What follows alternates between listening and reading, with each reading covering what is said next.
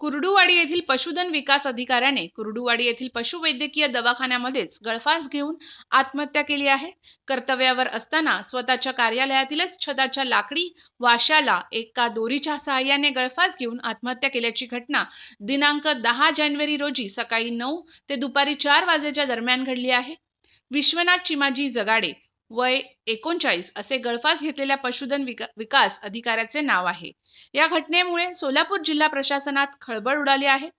कुर्डुवाडी पोलिसांनी दिलेल्या माहितीनुसार मयत पशुधन विकास अधिकारी विश्वनाथ जगाडे हे मूळचे परभणी येथील असून कुर्डुवाडी येथे गेल्या 2 वर्षापासून पशुधन विभागात ते पशुधन विकास अधिकारी म्हणून कार्यरत होते.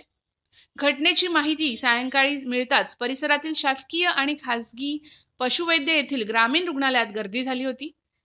गुरुवारी सकाळी सोलापूर जिल्हा परिषदेचे जिल्हा पशुधन विकास अधिकारी डॉक्टर नवनाथ नरळे यांनी भेट देऊन कुटुंबाचे सांत्वन केले.